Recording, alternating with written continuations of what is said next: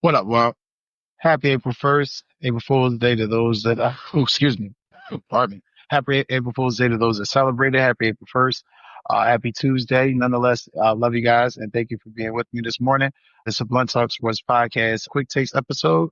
As again, this again, as I told you before, this is my little quick episode, give you a little quick rundown of some topics that I didn't get a chance to discuss in a previous episode or episodes before, or just things to kind of, brighten your day up while you're at work or on your commute to work.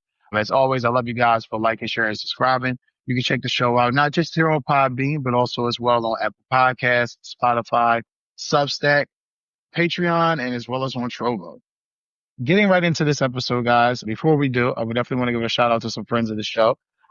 StubHub, if you're looking to get out, this weekend or sometime this week or just within the next couple of weeks, looking to get out to a nice event, a concert or a live show, definitely check out StubHub, the leading ticket seller, reseller, and ticket getter in the world. StubHub.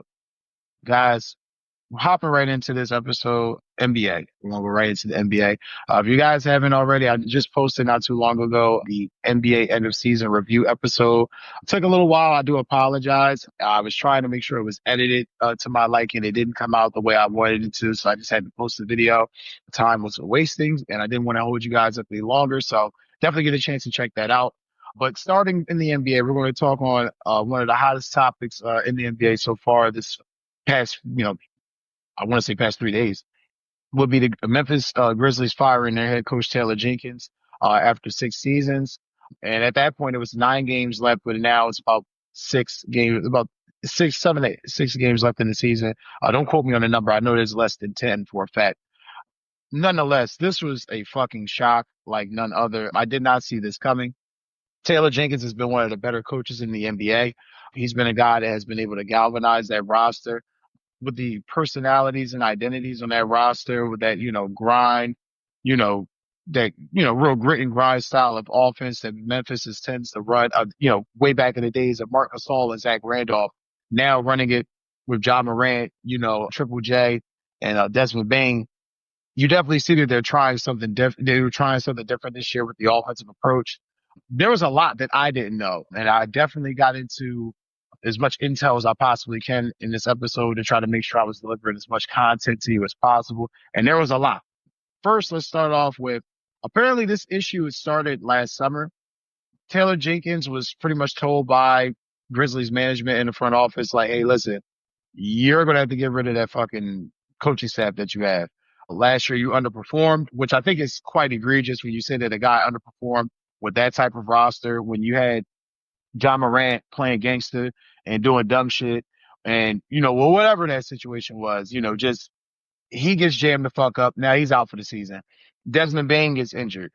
Jared Jackson Jr. gets injured at some point. The roster was just in flux. It was a shit roster. They didn't expect to go to the playoffs. No one expected anything out of them the moment John Morant got injured and Jared Jackson Jr. got injured, especially Desmond Bain. So once this all happened, I don't understand why Grizzlies management thought that the outcome would be different. That being said, they expected this roster to grow. Also from Shams Charania via ESPN, it just felt like that more or less they didn't. I don't know what's happened with these teams, because Sacramento's also done this too, but ultimately they fire guys and there's really no real legitimate explanation.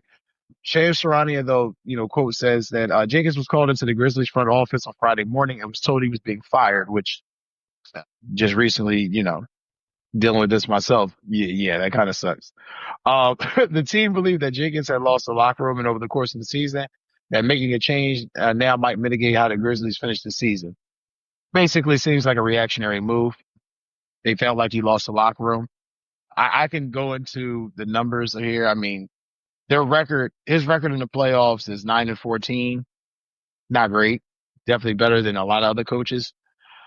And his team's record against winning teams this year is 11-20. So ultimately, the Grizzlies have struggled a lot. They've been in a tailspin as of late. It hasn't looked good for them. And teams go through this. Some teams go through it early in the year. Some teams go through it in the middle of the year. I understand that you're going into the postseason. You're the 5th seed as currently constructed. 6th seed now, I believe.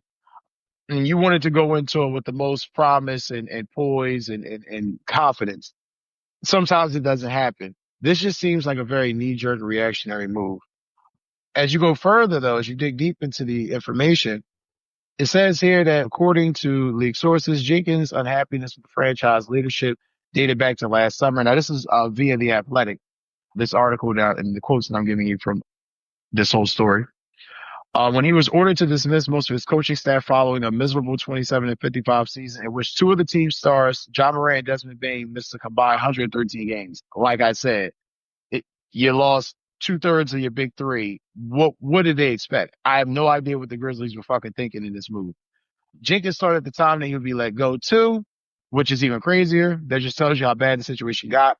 Instead, Memphis got off to a strong start this season, delaying the transaction that took place this past Friday. In the meantime, speculation that Morant could be traded grew to the point that Kleiman issued a strong denial of the rumor in February. Drama. That's what it sounds like to me. Memphis had drama going on from last season and drug it into this season.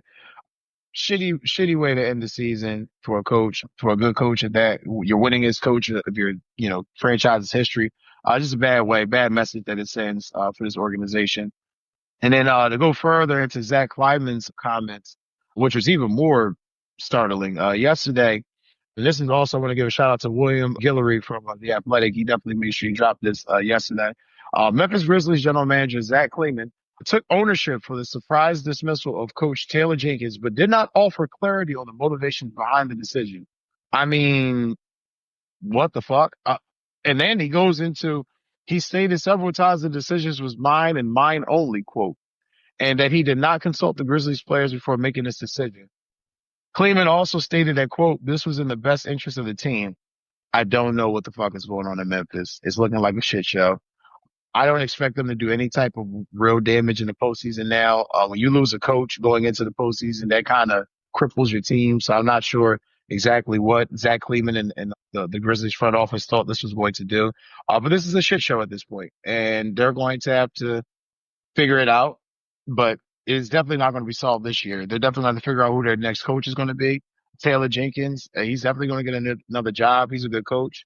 Felt like he definitely let some things in the culture slide, in the locker room. I think he let some things slide. But however, I do feel like he was a good coach. I do feel that he was, kind of given a raw deal last year with how things played out, and they responded well this year. And to be fired, it's quite crazy. But hey, this is why bad teams are bad teams. Like I said, I get on my Sacramento Kings too. I like the job that Doug Christie has done. I like the fact that he's kind of galvanized the guys and motivated them. But in all honesty, the same thing that Mike Brown was stating that was a problem with the team that's still been a problem, which was the defense.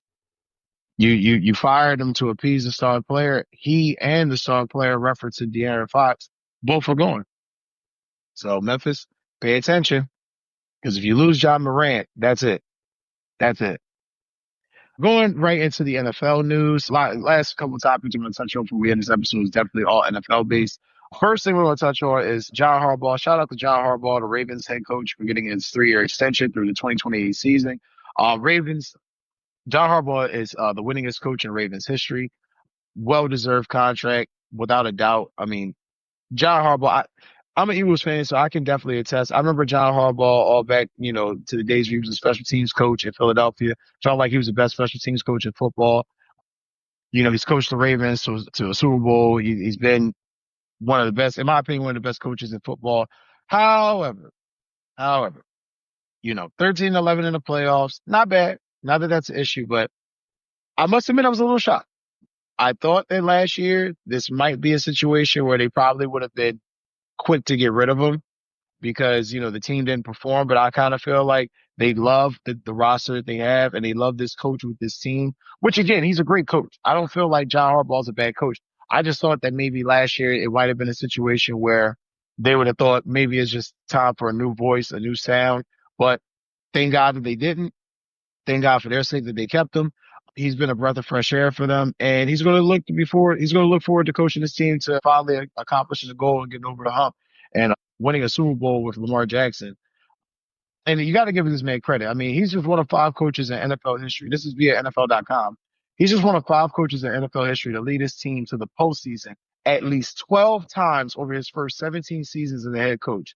He joined Pete Carroll, Bud Grant, Mike Holmgren, and Mike McCarthy. So definitely some Hall of Famers on that list. A shout out to definitely Mike Holmgren and Bud Grant, Pete Carroll as well. Got to get those guys credit. And like I said, Mike McCarthy being on that list, he definitely doesn't get enough credit for it. But yeah, man. Yeah. I mean, John Harbaugh definitely deserved this contract. So what are we really going to measure this on, though? Him getting this contract extension, it just gives a testament and shows how much of a leader he is, and the team responds to him, and the organization and the bosses love him. But ultimately, he and Lamar are going to be judged on the championship that they win together or don't win together. So it remains to be seen, but shout out to John Harbaugh for getting the contract. Now we're going to go down to the NFL owners meetings, which is, believe it or not, holding one of the competition committee, which, they do this every year, going through the various proposals, going through all the different things that they normally go through.